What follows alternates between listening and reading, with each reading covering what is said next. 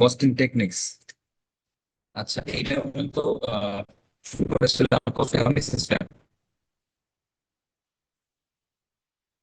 কিছু গোত্র করে দিচ্ছি। স্যার দেখা যাচ্ছে?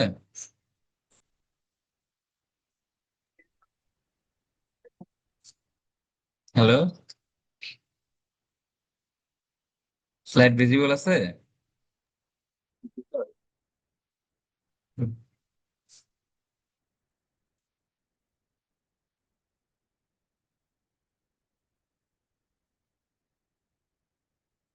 আচ্ছা, এগুলো তো ক্লাসে পড়ানো হয়েছে আগে। পিওই চার্ট পড়ানো হয়ে গেছে। কেউ একটু দেখতে পারবে কি লেকচারটা ক্লাসে? এটা পড়ানো হয়েছিল লাস্ট, পিওই চার্টটা।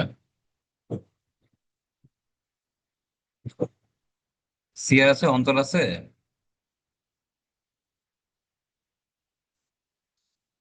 আচ্ছা, আমি একটু হাতে কষ্ট করে দিই। এখানে mainly আমাদের কস্ট অ্যাকাউন্ট সিস্টেমের মধ্যে আমাদের যে একটা প্রোডাক্ট তৈরির জন্য ডিরেক্ট ম্যাটেরিয়াল, ডিরেক্ট লেবার আর ওভারহেড, ঠিক আছে। তো এই তিনটা যে আমাদের কম্বিনেশনটা আছে। তো এই ক্ষেত্রে যে আমরা ম্যাটেরিয়াল যেটা দেখি, আমরা ম্যাটেরিয়ালটা মেনলি হচ্ছে এই ফরম্যাটে, এটা হচ্ছে একটা ম্যাটেরিয়ালের রিকুয়েশন স্লিপ। ঠিক আছে, তার মানে আমি একটু যদি পিছাই, এটা হচ্ছে ইকুয়েশন স্লিপটা। মানে আমি যখন কোনো একটা প্রোডাক্ট বানাবো, তার এগেইনস্টে আমাকে যখন র মেটেরিয়াল আনতে হবে, সেই র মেটেরিয়ালটা আমাকে আবার একটা স্টোর থেকে সেটাকে প্রপারলি অর্ডারের জন্য অ্যাসাইন করে আনতে হবে। এরকম একটা স্লিপ থাকবে বা ইকুয়েশন বলা হয়, যে আমি কোন অর্ডারের জন্য নিচ্ছি, ওই প্রোডাক্টের ডিসক্রিপশন কি, কত কোয়ান্টিটি নিচ্ছি, আর এটা ইউনিট প্রাইস, টোটাল কস্ট, এটা মোটামুটি একটা পুরো ম্যাটেরিয়াল প্রাইসিংটা এখানে চলে আসবে। ঠিক আছে।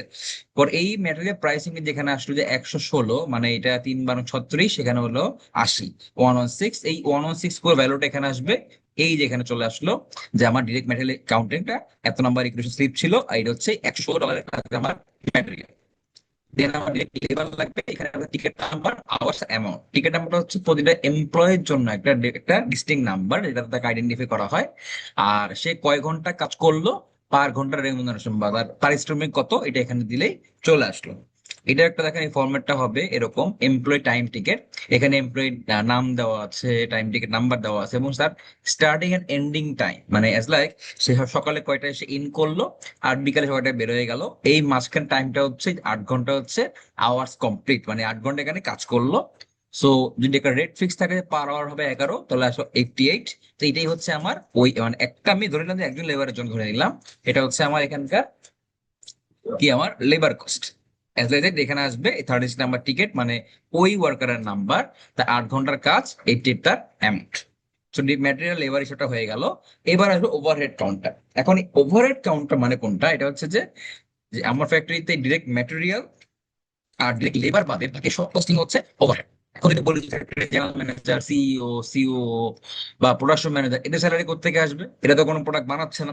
এদের স্যালারিও কিন্তু ওভারহেডের মধ্যে আসবে, বিকজ এই যে যারা এই ডিরেক্ট লেবার ম্যাটেরিয়ালের বাইরে, তারা কখনো কোনো একটা স্পেসিফিক প্রোডাক্টের জন্য কাজ করে না, তারা সব প্রোডাক্টের জন্যই ওভারঅল কাজ করে। ঠিক আছে। সেটাকে বলে POHR, এটা পড়বো আমরা। এটাকে বলা হয় প্রি ডিটারমাইন্ড ওভারহেড রেট, এই যে POHR। ওকে, এটা বলা হয়। মানে বলছি কোনটা, আমার যে ওভারহেড রেট কত হবে, এটা আমাকে আগে থেকে অ্যাজাম করতে হবে।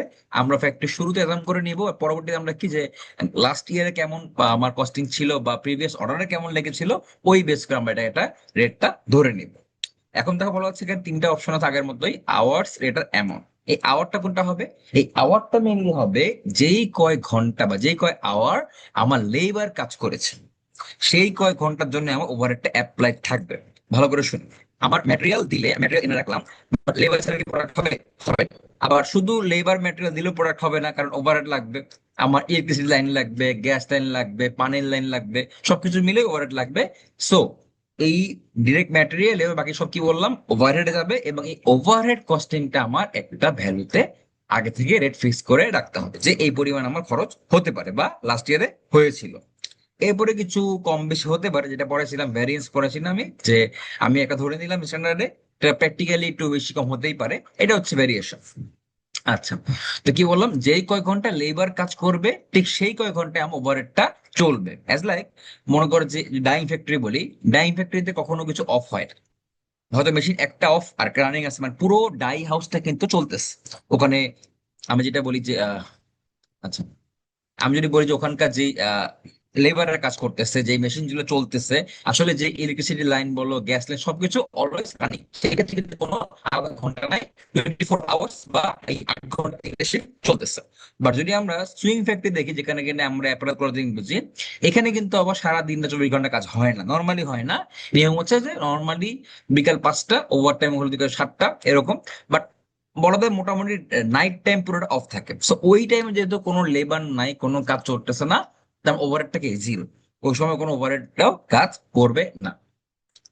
আচ্ছা, তার মানে যদি এখানে 8 ঘন্টা লেবার কাজ করে, তাহলে কি হচ্ছে, এই 8 ঘন্টা কি হবে আমার ওভারহেড, দেখো এই 8 ঘন্টা কি আসবে, এটা হচ্ছে আমার ওভারহেডের ঘন্টা। এখন রেটটাতে আসি, এই রেট কোথেকে আসবো, আমরা ধরে নিলাম এখানে হচ্ছে $4 করে পার ঘন্টার খরচ, তাহলে কত আসছে 32 8 ঘন্টাতে। এখন ক্যালকুলেট করো, এখানে ম্যাটেরিয়াল আসলো 116, লেবার আসলো 88, আর ওভারহেড কত 32, টোটাল কত 236।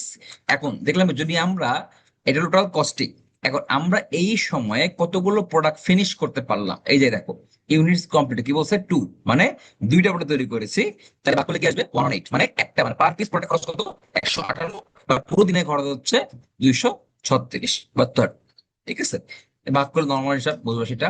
এখন দেখো দেখি যে এই যে আমরা পিওএইচ একটা বললাম বা ওভারহেড আমরা $4 ধরলাম, এটা কিভাবে আনলাম, দেখো এইটা ফর্মুলা বলতেছে estimate total manufacturing overhead cost for the coming period, মানে আমি সামনে যে পিরিয়ডে কাজ করব তার জন্য আমার এস্টিমেশনটা কি, যে আমার কত খরচ হতে পারে টোটাল, মানে পুরো ফ্যাক্টরি টোটাল খরচ, কোনটা ডিরেক্ট ম্যাটেরিয়াল আর ডিরেক্ট লেবার বাদে বাকি খরচগুলো।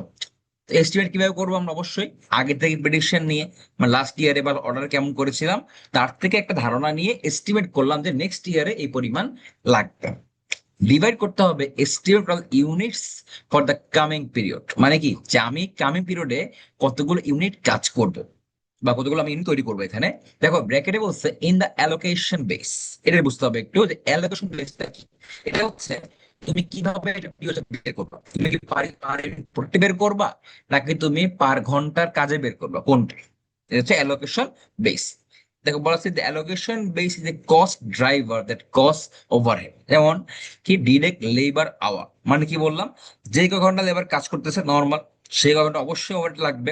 আবার মেশিন আওয়ারও হয়, এটা কেমন দেখো, আমরা যদি দেখি যে আমরা যদি নিটিং এর দিকে যাই, নিটিং বা স্পিনিং কি হচ্ছে যে একটা মেশিন একবার একটা ব্যাচ সহ তৈরি হচ্ছে, চালু হচ্ছে, মানে স্পিনিং এ যেটাই বলো, নিটিং এ আমি একেবারে ইয়ার্ন দিয়ে দিচ্ছি, ওখান থেকে পুরো 8 ঘন্টা একটানা এখান থেকে ফেব্রিক প্রডিউস হচ্ছে। এই ক্ষেত্রে কিন্তু আবার কোনো ডিরেক্ট লেবারের খুব একটা কাজ নাই, প্রায় দেখা যায় যে একজন লেবারের দ্বারা 3 4টা নিটিং মেশিন ফলো আপ করা যায়। তার মানে কি এক্ষেত্রে কিন্তু মেশিন নিজেই একটা আওয়ারে ওভারহেড কস্ট দিচ্ছে, সেই ক্ষেত্রে কিন্তু আমরা এই মানে লেবার কাউন্ট করবো না, এখানে আমরা মেশিন আওয়ারে কাউন্ট করবো, যে কত ঘন্টা মেশিন চলতেছে, ওইটা দিয়ে ভাগ করলে কি পার আওয়ার মেশিনের জন্য আমার এপিও যেটা আসবে। আর লেবারে করলে কি পার আওয়ার লেবার আওয়ারের জন্য আসবে। আরেকটা হচ্ছে percentage of direct material cost, এটা যদি মাঝে মধ্যে দরকার হয় যে আমরা আমার এই যে পি যে ওভারহেড কস্টটা, এটা ডিরেক্ট ম্যাটেরিয়ালে কত পার্সেন্টে যাচ্ছে, এটা খুব নেগলিজিবল অ্যামাউন্ট না। কারণ কি দেখো, আমরা যদি দেখি যে ফ্যাক্টরিতে আমাদের মনে করো যে ওভারহেড কস্টটা বেশি কেন আসবে, খেয়াল করি আমার ফ্যাক্টরি 10 লাইনের ফ্যাক্টরি মনে করো, 10টা সুইং লাইন এখানে আছে, বাট মনে করো যে 8টা সুইং লাইনে কাজ চলতেছে, বাট বাকি 2টা সুইং লাইন আইডল, মানে ওখানে হয়তো কাজ নাই বা মেশিন প্রবলেম, ওয়ার্কার বসে আছে।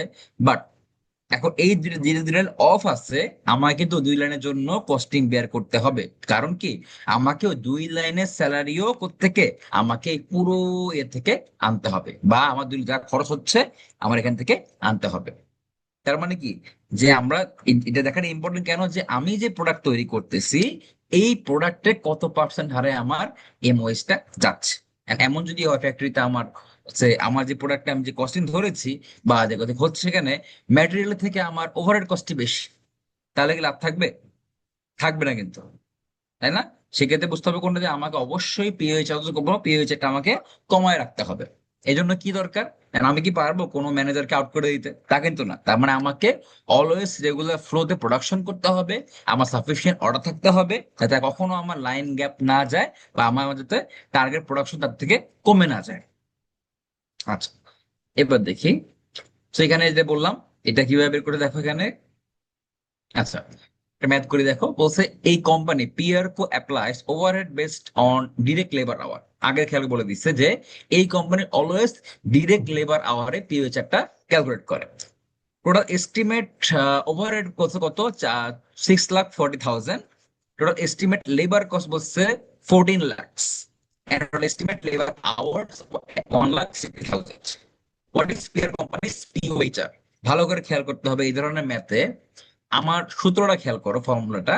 এখানে উপরে বলা আছে যে আমার কস্টিং কত এবং আমি অ্যালোকেশন বেইজে ইউনিট কত। এখন আগে দেখতে হবে এই কোম্পানি বা একটা কোম্পানি কোন বেইজে অ্যালোকেট করে, কি লেবার আওয়ারে করে, মেশিন আওয়ারে করে, নাকি ম্যাটেরিয়াল কস্টিং এ করে। যেহেতু আমার এখানে স্পষ্ট বলে দিচ্ছে যে আমরা এখানে ডিরেক্ট লেবার আওয়ারে করব, দেখো ডাটা এখানে বেশি দেওয়া আছে। দেখো এখানে এইটা কত, আমার এটা হচ্ছে এস্টিমেট কস্ট পেয়ে গেলাম। এবং আমাকে বলছে লেবার আওয়ার কত, 1,60,000। আর এক্সট্রা কি বলতেছে, লেবার কস্ট কত, 14 লক্ষ। এটা কিন্তু আমার দরকার নাই এখানে, খেয়াল করি। কারণ আমার কোম্পানি বের করে ডিরেক্ট লেবার আওয়ারে, আমার দরকার কস্টিং কত ছিল, পুরো ইয়ারের কস্টিং কত, আর আমার কত ঘন্টা লেবার কাজ করবে। বাড়তি কোনো ইনফর্মার প্রয়োজন নাই। ঠিক আছে, এটা কনফিউজ করার জন্য দেওয়া। তাহলে কি ভাগ করলে কি আসে, $4 পার ডিরেক্ট লেবার আওয়ার। তার মানে প্রতি ঘন্টা লেবার আওয়ারের জন্য ভালো করে কি লাগবে আমার, ওভারহেড।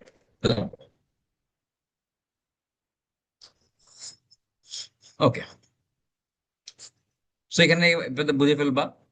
এখন দেখো এটা যে এমন হয় 26 ঘন্টা ওয়ার্কার কাজ করে, তাহলে এখানে 26 হবে, 4 হবে, সেম। ওকে, দেখো এখানে তিনটা ম্যাথ করা আছে, এগুলো খুবই সহজ। দুইটা ম্যাথ করা আছে আগের মতোই, যে এই ইন রিকোয়ার্ড দেখো বলা আছে যে $200 অফ ডিরেক্ট ম্যাটেরিয়ালস। কত লাগে ডিরেক্ট ম্যাটেরিয়াল, $200। আর 10 ডিরেক্ট লেবার আওয়ার্স এট $15 পার আওয়ার, মানে 10 ঘন্টা লেবার কাজ করতে হবে, যার প্রতি ঘন্টা খরচ কত, 15 করে। বলছে estimate overhead for the year 7,60,000, and direct labour hour কত বলছে, 20,000 আওয়ার। ওকে, আমি বলছি যে জবের কষ্টটা কত হবে। দেখো আমরা একটু ভেঙে ভেঙে করি। প্রথমে আমার কি বের করতে হবে, পিওএইচ বের করি। আমরা কিভাবে করবো, আমরা পিওএইচটা এই হচ্ছে আমার খরচ, এই 7,60,000 খরচ। আর লেবার আওয়ার কত আমার, এই 20,000। ভাগ করলে কি আসে, এই যে 38। এটা হচ্ছে কি আমার, এই 30টা হচ্ছে আমার পিওএইচ। আগে বের করে ফেললাম। ম্যাটেরিয়াল কত দেওয়া আছে, 200। আর লেবার কত বলা আছে, আমার লেবার 10 ঘন্টা কাজ করে, পার ঘন্টা কত লাগবে, 15 কত কত হয়, 150 নাকি। আচ্ছা, তাহলে এখন দেখো, যেহেতু আমার লেবার 10 ঘন্টা কাজ করে, ওভার কত ঘন্টা হবে, 10 ঘন্টাই হবে। এখন পিউচে কত পেলাম আমরা, 38। এই যে গুণ করে 30 গুণ করে দাও, 380। কত যোগ করলে কত হয়, 730। সিম্পল। আগে পিউচে বের করবা, ডিরেক্ট ম্যাটেরিয়াল কস্ট দেওয়া আছে, দেন লেবার কয় ঘন্টা কাজ করলো, পার ঘন্টার পারিশ্রমিক কত পেয়ে গেল। দেন ওই সেম ওই কয় ঘন্টা কাজ করবে কে, ওভারহেড, মাল বসা, হয়ে গেল। দেখো এই ম্যাথটা আদানটা বসো, এই ম্যাথটা খেয়াল করে দেখো।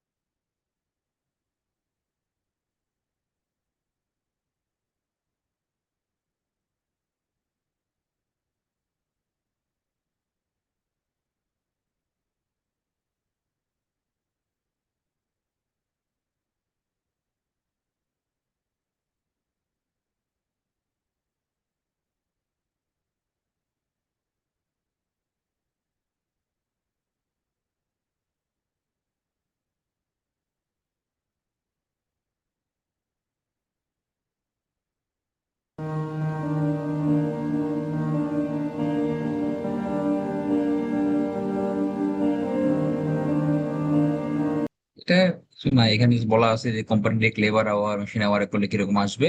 ম্যাথটা তোমরা দেখলেই বুঝবা এটা, হ্যাঁ। তিনটাতে আছে।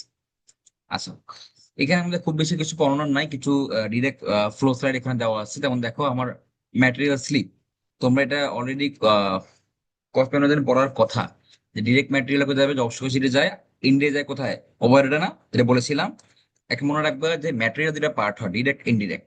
কিন্তু ডিরেক্ট ইনডিরেক্ট কোনটা, যেটা কিনা আমি প্রোডাক্টের মধ্যে ভিজিবল দেখতে পাচ্ছি বা ট্যানজিবল, এটাকে বলে direct material.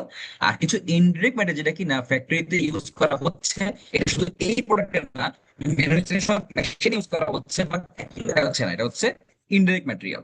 So direct material আসবে আমার জব শিটে, আর ইনডিরেক্ট যাবে হচ্ছে overhead. Similar that employee, direct labour যারা কিনা প্রোডাক্ট বানায় তারা জব কোশিটে আসবে। আর ইনডিরেক্ট লেবার যেমন factory manager, factory GM, factory security guard, তারা যাবে কোথায়? As indirect labour overhead accountant.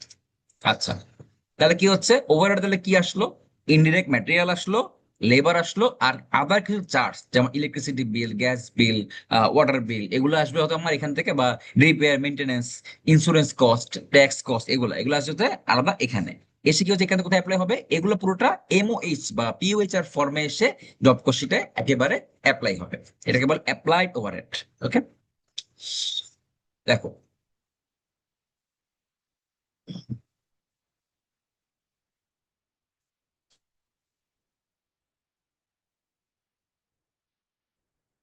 Short হয়ে গেছে আর কি।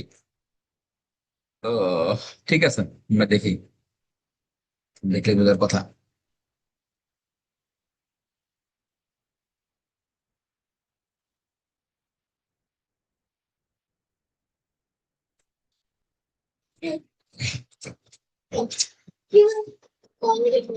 অধিক অধিক অধিক।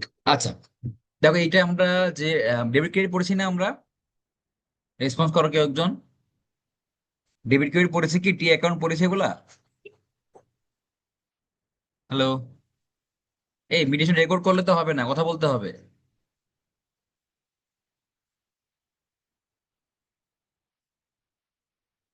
ডেবিট ক্রেডিট পড়েছো কি?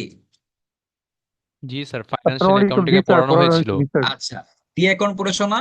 যে বাম দিক ডান দিকে টি অ্যাকাউন্টে কি হয়? বামে হয় ডেবিট, ডানে হয় ক্রেডিট। তার মানে এই বাম দিক থেকে ডিপোজিট হয়, ডান দিক থেকে ক্রেডিট হয়ে চলে যায়।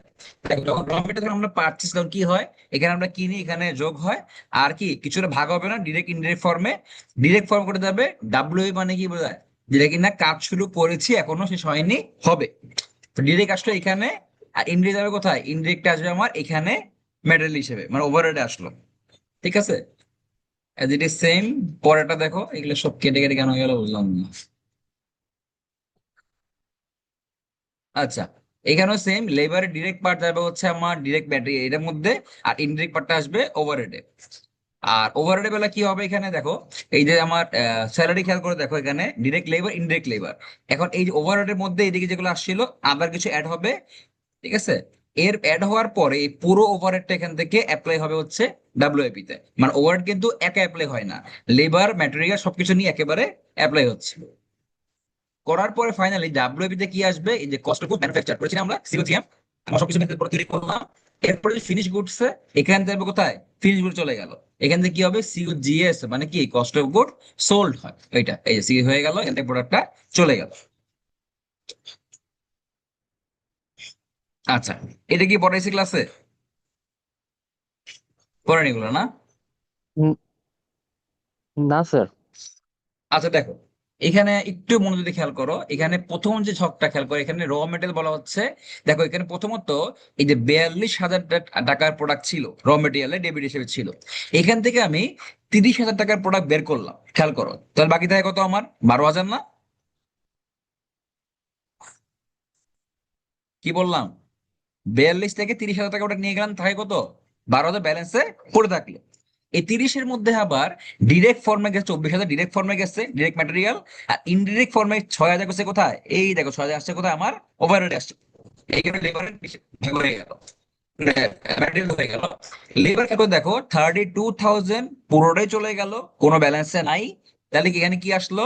এই যে 28,000 আসলো ডিরেক্ট লেবার ফর্মে, আর 4,000 গেল কোথায়? ইনডিরেক্ট লেবার, যারা কিনা সিকিউরিটি গার্ড বা জিএম, ম্যানেজার, তাদের স্যালারি চলে গেল ওভারহেডে। তাহলে ওভারহেডে কি আসলো? ম্যাটেরিয়াল আসলো, আর কি লেবারও আসলো। আর এই 13,000 হচ্ছে ওভারহেডের নিজের খরচ, মানে ফ্যাক্টরির নিজস্ব বিল, যেটা খরচ বলি, এটা হচ্ছে এইটা 13,800।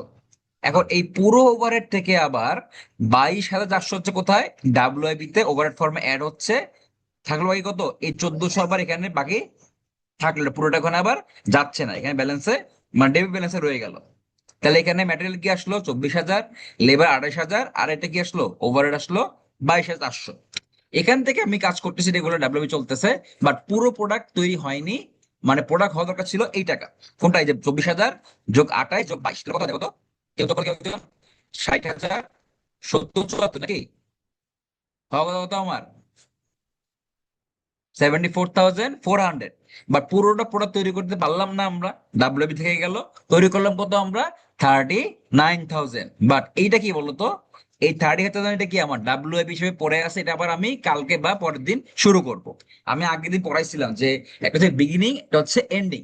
যখনই আমরা কোনো একটা ডে ক্লোজ করি, এমন না যে আমাদের সব কাজ শেষ হয়ে যায়, আমাদের হাতে অবশ্যই কিছু না কিছু কাজ থেকে যেটা কিনা ইনকমপ্লিট, যেটা আমরা পরের দিন শুরু করব। ওটাকে বলা হয় আজকের দিন এন্ডিং ডাব্লিউআইপি, আগামীকাল সেটা কি হবে, বিগিনিং ডাব্লিউআইপি, নাকি? তার মানে যে কোনো দিনের বিগিনিং মানে কি, এটা আজকের বিগিনিং নাকি, যেটা হচ্ছে গতকালের এন্ডিংটা। তো ওই বিগিনিং এর সাথে আরো কিছু অ্যাড করতে হয়, মিলে কি আবার ওই দিনের কিছু এন্ডিং থেকে যায়। তা এটাই হচ্ছে ওই দিনকার এন্ডিং, কোনটা, এই টাকা, এই যেটা কিনা উৎপাদন হয়নি, তৈরি হলো কোনটা, এটা তৈরি হইলো। এখানে কি হলো? এখানে কোথায় আসলো? এই যে এখানে চলে আসলো, ঠিক আছে? বুঝলাম। তার মানে এই যে ডেবিট কে যেটা করতেছি আমরা, যে জমা করলে ডেবিট হচ্ছে, নিয়ে গেলে ক্রেডিট হচ্ছে, আর এখানে কিছু ব্যালেন্স থেকে যায়, ঠিক আছে? আমরা কখনোই এমন না যে পুরো গোডাউন ফাঁকা করা প্রোডাক্ট নিয়ে নিই আমরা, বা ম্যাটেরিয়াল নিয়ে নিই। আমরা অবশ্যই কিছু প্রোডাক্ট ম্যাটেরিয়াল আমরা আগে থেকে বেশি নিয়ে আসি, ওটা আমরা আবার পরবর্তীতে ইউজ করি। ওকে, এখানে আমার জব অর্ডার কস্টিং মোটামুটি শেষ, মানে জব ধরে যেটা কস্টিং বলা হয়। এখন আসলে প্রসেস কস্টিং, এটা মানে কি হবে, যখন আমরা দেখবো যে একটা প্রোডাক্ট, মনে করো একটা মেশিন তৈরি হয় না, এই প্রোডাক্টটা কয়েকটা সিকোয়েন্স আসে। মনে করো যে আমরা যখন ডাইং করি, ডাইং কি আমাদের একটা মেশিনে হয়ে যায় কি, বলো দেখি? এমন তো না ফেব্রিক আমরা একদিন ডাই হয়ে যাচ্ছে, এটা আমার কি কি লাগে বলো তো? আগে আমার কি বলে, প্রি ট্রিটমেন্ট করা লাগে না, মার্চারাইজিং করা লাগে, সিনজিং করা লাগে, ব্লিচ করা লাগে না? এগুলা করে রেডি করে মোটামুটি 7 থেকে 8টা মেশিন লাগে হচ্ছে একটা ফিনিশ ফেব্রিক তৈরি করতে। এটা হচ্ছে একটা প্রসেস কস্টিং, যেটা কিনা আমরা প্রসেস বাই প্রসেস কস্টিং করে আসবো, কারণ এটা একটা মেশিনে তৈরি না। জব অর্ডার কিন্তু যেটা বলেছিল, এটা কিন্তু একটা মেশিনের কাজ, যেটা কিনা আমরা জব অর্ডারে একটা মেশিনের মধ্যেই প্রোডাক্ট দিচ্ছি, ওখানে আমার একটা একটা জবেই হয়ে গেল। বা প্রসেসের বেলায় একটা হবে না, এখানে সাবসিকুয়েন্ট কিছু ধাপে ধাপে এটাকে আমার আসতে হবে। ওকে, এখানে কিছু এগুলো পড়ে নিও, সিমিলারিটি ডিফারেন্স। দেখো, এই দেখো প্রসেস কস্টিং এর সময় ফ্লোটা কি হয়, আগের মধ্যে দেখো এই যে ম্যানুফ্যাকচারিং কস্ট, র মেটেরিয়াল, লেবার, ওভারহেড। এখন এখান থেকে আবার ভাগ হয়ে যাবে কোথায়, একটা হচ্ছে ডিপার্টমেন্ট এ মানে প্রসেস ওয়ান, এটা হচ্ছে কি ডিপার্টমেন্ট বি মানে প্রসেস টু। প্রথমে আসবে প্রসেস ওয়ানে।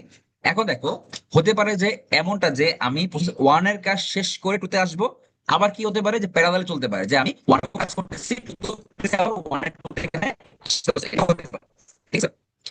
আমরা যখন ডাইং কি করি বলতো, আমরা আগে যখন মেন কাজগুলো হয়, প্রিমিয়াম কাজগুলো হয়, তারপরে ডাইং হয়, তারপরে ফিনিশ হয়, এখানে প্যারালাল করার কোনো ওয়ে নাই। আচ্ছা, সো এখানে আগের মতোই এই তিনটা মিলে ডাব্লিউআইপি, এটাতে বুঝবা। দেখো এখানে বলে জবস, আর এখানে বলবে প্রসেসিং ডিপার্টমেন্ট। ডিপার্টমেন্ট অনেকগুলো হতে পারে এখান থেকে, সেম। এটা কি পড়ানো লাগবে? আর এখানে টি অ্যাকাউন্টটা বলে যে লিখে দেখাইছি ডেবিট ক্রেডিটে, এটা পড়ে নিও, হ্যাঁ। শুধু আগের মতোই কাজ, শুধুমাত্র এখানে কি ডিপার্টমেন্ট মানে প্রসেসিং জিনিসটা এখানে একটা বেশি থাকবে বা কয়েকটা বেশি থাকবে, ঠিক আছে? যেমন দেখো র মেটেরিয়াল যখন আমি এনে, এই যে র মেটেরিয়াল যখন আমরা এখানে ডাব্লিউবি দিচ্ছি, যা কি হচ্ছে, এখান থেকে ক্রেডিট না, এখান থেকে কমে যাচ্ছে না, আর এখানে কি হচ্ছে, বাড়তেছে। এই জন্য ডিপার্টমেন্ট এতে কি ডেবিট, দুইটা ডেবিট, আর র মেটেরিয়াল কি হচ্ছে, ক্রেডিট।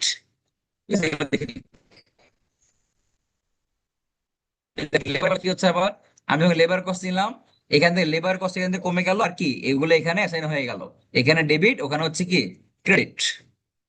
আর ওভারহেড বেলা কি হবে, এই যে ওভারহেড এখান থেকে ওভারহেড ক্রেডিট হবে, আর কি এই ডিপার্টমেন্ট ডিপার্টমেন্ট এগুলা কি অ্যাড হয়ে ডেবিট হলো, ওখানে ক্রেডিট হইলো। দেন আবার কি হবে, department transfer to department B, মানে কোনটা, এর যে প্রোডাক্ট, এটা কি হবে এই বি ডিপার্টমেন্টে এসে ডেবিট হবে, এখান থেকে ফাইনাল কি ফিনিশটা প্রোডাক্টটা ফিনিশ হবে। ওকে, এগুলা বুঝবা আশা করি তোমরা। আচ্ছা, এখানে এক্সাম্পল দেওয়া আছে, তোমরা এটা আগে পড়াইছি, দেখলে বুঝবা। পার্থক্য শুধু কোনটা, এখানে শুধু ডিপার্টমেন্ট এ আর ডিপার্টমেন্ট বি, আর কিছু নাই, আগে মনে সেম। দেখো আজকে ছেড়ে দিচ্ছি, বেশিক্ষণ নিবো না, 5 মিনিট মিনিট নিবো, কারণ কালকে আমরা একটা দেখি এখানে কিছু ই করাবো, আরো কিছু পড়া আছে।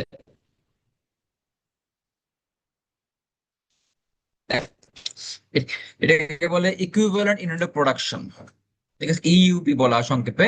বলতেছে units are the product of the number of partially completed units and the percentage completion of those units. মানে কোনটা, মনে করো যে আমি আজকের দিনে 5,000 প্রোডাক্ট নিয়ে কাজ শুরু করলাম, যেটা বানাবো, কিন্তু দেখলাম যে আমি আজকে পুরোটা প্রোডাক্ট শেষ করতে পারলাম না, মানে ফাইনাল প্রোডাকশন হচ্ছে না, আমার 3,000 প্রোডাক্ট হইলো, বাকি 2,000 কিন্তু আমার এটা কি ফিনিশ হয়নি, বাট সেটা আবার র মেটেরিয়ালের পর্যায়েও নাই, কিছু কাজ করা হয়েছে, মানে পার্শিয়াল কমপ্লিটেড, পুরোটা কমপ্লিট হয়নি।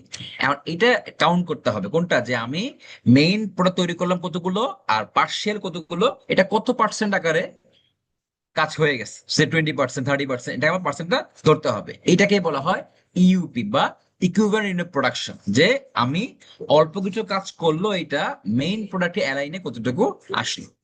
দেখো আমরা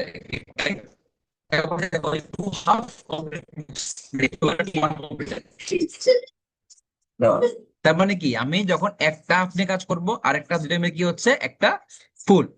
দেখো দেখো, সো 10,000 ইউনিটস 70% কমপ্লিট, মানে কি বুঝবো, আমাদের কাজ হচ্ছে শুধু গুণ করে ফেলা, যে আমার কতগুলো ইউনিট পড়ে আছে আর কত পার্সেন্ট এখানে কাজ করা হয়েছে, তাহলে কত হয়, এই 10,000 সামনে করলে 70,000 ইউনিট হয়ে গেল। এই ম্যাথটা খেয়াল করো, এখানে বলা হচ্ছে for the current period Jones started 15,000 units, মানে 15,000 ইউনিট নিয়ে কাজ শুরু করলো, প্রোডাকশন করবে, র মেটেরিয়াল নিয়ে নিল, এন্ড কমপ্লিটেড 10,000 ইউনিটস, মানে কি 10,000 শেষ করলো, and leaving 5,000 units in process, 30% complete. তার মানে আমি 10,000 ফুল প্রোডাক্ট তৈরি করলাম, আর বাকি 5,000-এর আমরা 30% কাজ করেছি, বাকিটা এখনো করা হয়নি। তাহলে ইউপি কিভাবে বের করবো, আমাদের কাজ হবে যেটা কমপ্লিট করেছি এটা যোগ করতে হবে, যেটা আমার ইনকমপ্লিট কিন্তু কোনটা কমপ্লিট হয়েছে, তাহলে কত আসলো 11,500। তার মানে কি, আমি 15,000 নিয়ে কাজ শুরু করেছি, বাট 11,500 আমার হচ্ছে ইউপি। কি হচ্ছে ইউপি, 10,000 হচ্ছে এর মধ্যে আমার পুরোপুরি কমপ্লিট, আর বাকি 8,000 কি বাকি আমার ওই 1,500 হচ্ছে কোনটা আমার পার্শিয়ালি কমপ্লিটেড, পুরোটা এখনো হয়নি। এটাকে বলা হয় ইউপি বা ইকুইভ্যালেন্ট ইউনিট অফ প্রোডাকশন।